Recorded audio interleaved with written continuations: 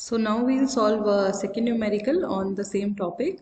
So the question is like this. If in the above example, the density of the population is 250 per hectare and the quota of water supply per day is 225 liters, then calculate the quantity of first part is sewage for which the sewers of a separate system should be designed, and the another part is storm water for which the sewers of a partially separate system should be designed. तो अब जो next question है उसमें जो data है आपका वो कह रहा है अगर सेम एग्जांपल जो हमने अभी एक एग्जांपल सॉल्व किया जिसमें हमने कोफिशिएंट कैलकुलेट किया run of coefficient and the drainage from that area, उसी क्वेश्चन में वो पूछ रहा है अगर इसी क्वेश्चन में अगर वो जो जगह है उसकी जो पॉपुलेशन डेंसिटी है वो है आपकी 250 पर हेक्टेयर, मतलब एक हेक्टेयर में 250 लोग रह रहे हैं और जो पानी सप्लाई हो रहा है पर डे वो 225 लीटर्स है पर person per day on an average. जब भी आपको क्वांटिटी ऑफ मेंशन गिवन नहीं रहती है, मतलब उसके आगे एवरेज मैक्सिमम कुछ नहीं लिखा रहता, तो हम एज्यूम करते हैं कि वो जो क्वांटिटी गिवन है वो एवरेज डेली क्वांटिटी आपको गिवन है। ठीक है, तो डेली आपको 225 लीटर्स पानी पर पर्सन के लिए सप्लाई हो रहा है। तो he is asking you to calculate the quantity of sewage for which the sewers of a separate system should be design. मतलब सेपरेट सिस्टम अगर आप इस जगह के लिए डिजाइन कर रहे हैं तो कितने सीवेज के लिए आप डिजाइन करेंगे, मतलब आपको सीवेज का कैलकुलेशन करना है। एंड देन दूसरा पूछ रहा है वो storm water for which the sewers of a partially separate system should be design. मतलब अगर आप एक पार्शियली सेपरेट सिस्टम डिजाइन कर रहे हैं तो आपको मैंने बताया था पार्शियली सेपरेट सिस्टम में जो हमारे रूफ से जो पानी आता है एंड जो पेव्ड कोर्टयार्ड्स होते हैं जो घरों के वहां से जो पानी आता है उस पानी को हम किससे पास करते हैं, सीवर्स के थ्रू। तो वो उसी अमाउंट को पूछ रहा है कि कितने स्टॉर्म वाटर के लिए हमें डिजाइन करना चाहिए अपने पार्शियली सेपरेट सिस्टम को, राइट। तो ये हम अब कैलकुलेट करेंगे इस न्यूमेरिकल में। So the data given is population density is 250 per hectare and the average water supply is 225 litre per capita per day. तो फर्स्ट ऑफ ऑल सबसे पहले आप टोटल जो पॉपुलेशन है उस एरिया की उसको कैलकुलेट करेंगे। ठीक है, क्योंकि आपको गिवन अभी पॉपुलेशन है, पॉपुलेशन डेंसिटी है, नॉट टोटल पॉपुलेशन। तो टोटल पॉपुलेशन क्या होगी, 250 पर हेक्टेयर है तो आप मल्टीप्लाइड बाई टोटल एरिया कर लेंगे। टोटल एरिया कितना है 36 हेक्टेयर, तो 250 into 36 which is coming as 9000। तो इतनी उस जगह की टोटल पॉपुलेशन है। पर हेक्टेयर आपको डेंसिटी गिवन थी, आपने मल्टीप्लाइड बाई टोटल एरिया किया जो कि हेक्टेयर में ही गिवन था 36 हेक्टेयर, तो हमें मिल गया टोटल पॉपुलेशन उस एरिया से इतनी है 9000।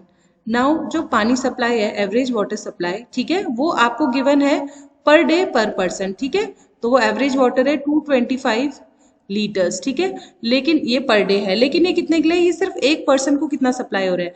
तो टोटल जो पानी सप्लाई हो रहा है, टोटल वाटर सप्लाइड। अब यहाँ पे आप सोचोगे हम पानी वाटर सप्लाइड को क्यों कैलकुलेट कर रहे हैं, क्योंकि ऑब्वियसली सीवेज भी हम टोटल वाटर सप्लाइड से ही निकालेंगे जो कि उसका 80% होता है। तो एवरेज वाटर था 225 litre per day, total water supplied हो जाएगा 225 इंटू 9000, जो टोटल पॉपुलेशन थी उस एरिया की, उससे आप इसको मल्टीप्लाई करेंगे। This will come as 2025,000 litres per day. ठीक है, तो हर दिन इतना लीटर पानी उस जगह में डिस्ट्रीब्यूट हो रहा है, right. Now we'll convert this litre into metre cube, तो this will come as 2025 metre cube per day, क्योंकि जनरली हम डिस्चार्ज को मीटर क्यूब पर सेकेंड में ही हम उसे डेजिग्नेट करते हैं, तो इसलिए हम इस लीटर को मीटर क्यूब में कन्वर्ट किया। अगर आपको कन्वर्जन नहीं पता है तो 1 litre equals to 10⁻³ metre cube. तो यहाँ पे हमने वही 2025,000 को हमने मल्टीप्लाई किया 10⁻³ से, तो जो हमारा डिस्चार्ज आया वो आया 2025 मीटर क्यूब पर डे। इसका मतलब हर दिन वहाँ को उस जगह में इतना पानी सप्लाई हो रहा है 2025 मीटर क्यूब पर डे।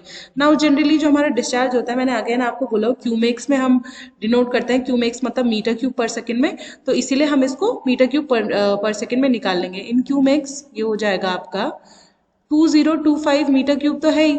अब ये आपका पर डे है, मतलब एक दिन में, आप इसको सेकंड में चेंज करना है तो एक दिन में कितने आपके आवर्स होते हैं 24 आवर्स, इंटू उसमें एक आवर में कितने मिनट्स होते हैं इंटू 60, और एक मिनट में आपका कितने सेकंड होते हैं दैट इज ऑल्सो इंटू 60।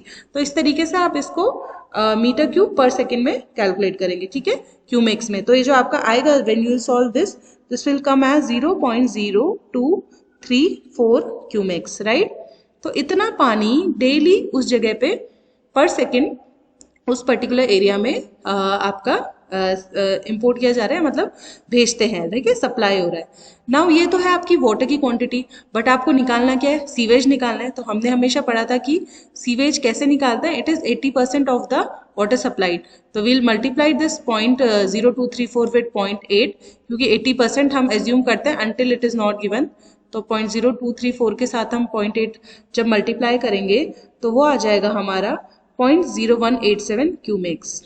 ठीक है, this will come as 0.0187 cumecs. तो ये जो है उस जगह से ये सीवेज आपका जनरेट हो रहा है. और आपको फर्स्ट पार्ट में यही पूछा है कि एक सेपरेट सिस्टम अगर हम डिजाइन कर रहे हैं तो कितने अमाउंट ऑफ सीवेज के लिए डिजाइन करेंगे. तो आपने ये क्वांटिटी ऑफ सीवेज निकाली, लेकिन students be careful, this is not your answer. आपका आंसर अभी नहीं आया. ऑल्दो आपने क्वांटिटी ऑफ सीवेज निकाल ली है, बट आपका जो मेन आंसर है वो होता है, आपको मैंने हमेशा बताया था कि जो सीवर्स हैं वो मैक्सिमम आवरली फ्लो के लिए डिजाइंड होते हैं, राइट. और ये जो भी गिवन है, ये आपने जो निकाला है ये एवरेज फ्लो है सीवेज का. तो आपको अगर रिलेशन पता होगी कि जो मैक्सिमम आवरली फ्लो होता है वो होता है आपका थ्राइस ऑफ एवरेज फ्लो. ठीक है, तो maximum hourly flow equals to thrice of average daily flow, right. इसीलिए आपने उस समय वो रिलेशंस पढ़ी थी. तो इसीलिए जो आपने भी निकाला, क्योंकि average supply of water was given, तो जो आपका सीवेज भी निकलेगा वो एवरेज ही निकलेगा, एवरेज डेली. तो इसलिए आप इसको क्या करेंगे, 3 से मल्टीप्लाई करेंगे. 3 इंटू 0.0187 क्यूमेक से जब मल्टीप्लाई करेंगे तो जो आपका आंसर आएगा which will come as 0.056 cumecs, right. So ये आपका फाइनल आंसर है. अगर आप आंसर यहीं पे छोड़ देते तो श्योर आपको फुल मार्क्स नहीं मिलेंगे, बिकॉज ऑल्दो आपने क्वांटिटी ऑफ सीवेज कैलकुलेट कर ली है, लेकिन हम जो भी आपके सीवर्स होते हैं they are design to carry the maximum hourly flow, not the average flow. और ये जो निकला है आपका वो एवरेज निकला है, क्योंकि क्वेश्चन में आपका कुछ नहीं गिवन था. तो जब कुछ मेंशन नहीं रहता इसका मतलब हम मानते हैं कि वो एवरेज फ्लो ही गिवन है. कभी कभी क्वेश्चन में मैक्सिमम फ्लो मेंशन रहता है, उस केस में आप 3 से मल्टीप्लाई नहीं करेंगे, क्योंकि अगर उसने ऑलरेडी पानी का मैक्सिमम फ्लो दे दिया तो जो सीवेज भी जनरेट होगा वो मैक्सिमम आवरली होगा. लेकिन क्योंकि उसने वाटर का एवरेज फ्लो दिया है तो आप उसे थ्राइस से मल्टीप्लाई करेंगे और वो हो जाएगा आपका 0.056 cumec. So this is the answer of your first part, that you need to design the separate system for carrying the sewage, which is 0.056 cumecs. Now we will solve the second part of the question, in which it is asked to find out the storm water for which the sewers of a partially separate system should be designed. मतलब second part में पूछ रहा है कि अगर आप इस जगह में एक पार्शियली सेपरेट सिस्टम डिजाइन करते हैं तो उस सेपरेट सिस्टम में जो सीवर होंगे उससे कुछ पार्ट ऑफ ड्रेनेज भी जाएगा, तो वो ड्रेनेज कितना है वो आपको कैलकुलेट करना है. तो मैंने आपको जैसे कि बताया था कि पार्शियली सेपरेट सिस्टम में ड्रेनेज का वो पार्ट सीवर से पास होता है, एक तो वो जो हाउसेस के रूफ से जनरेट हो रहा है, दूसरा जो हाउसेस के पेव्ड यार्ड से जनरेट हो रहा है. तो इस क्वेश्चन में आप देख सकते हैं जो हमारा एरिया है वो 20% एरिया है जो कि रूफ है, जिसका रन ऑफ रेशियो 0.9 है, और 5% एरिया है जो कि आपका क्या है, पेव्ड यार्ड्स है, जिसका कि रन ऑफ रेशियो है 0.80. तो आपको बेसिकली इसी से ये क्वेश्चन सॉल्व करना है. तो नाउ लेट्स सॉल्व दिस. ठीक है, तो आपने जो लिया सबसे पहले आपका जो रूफ वाला एरिया था वो है 20% एरिया, ठीक है, रूफ, जिसका कि रन ऑफ कोफिशिएंट है आपका 0.9. ठीक है, 0.9 आपका रन ऑफ कोफिशिएंट है. और तो 20% एरिया आपका रूफ है जिसका रन ऑफ कोफिशिएंट है आपका 0.9. ठीक है, और आपका 5% एरिया पेव्ड यार्ड्स जिसका कि रन ऑफ कोफिशिएंट है आपका 0.8. तो नाउ वेरी सिंपल, आपको जो डिस्चार्ज निकालना है उसमें हम क्या यूज करेंगे, रेशनल फॉर्मूला. अगेन क्योंकि एरिया आपका 400 हेक्टेयर से कम है तो हम रेशनल फॉर्मूला यूज करेंगे. तो सबसे पहले तो हम रूफ वाला टोटल एरिया कितना है वो निकालेंगे, that is 20% of total area which is 36 hectare.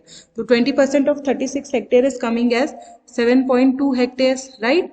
और जो हमारा पेव्ड यार्ड्स वाला एरिया है, पेव्ड यार्ड्स, वो आपका टोटल कितना एरिया है, 5%. तो 5/100 into 36 which is coming as your 1.8 hectare. तो ये आपने टोटल एरिया निकाल लिया. मतलब रूफ का टोटल एरिया इतना है 7.2 हेक्टेयर और पेव्ड यार्ड का टोटल एरिया है 1.8.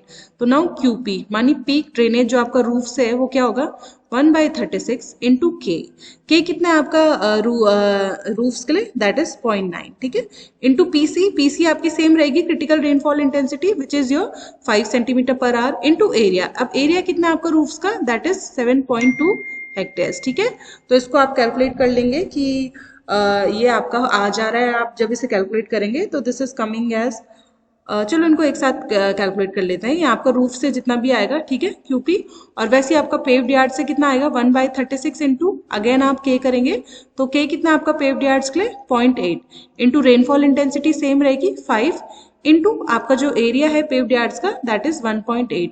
तो आपको इन दोनों क्वांटिटी को ऐड करना है, क्योंकि इन दोनों से ही जो ड्रेनेज जनरेट होगा वो पास होगा हमारा सीवर से।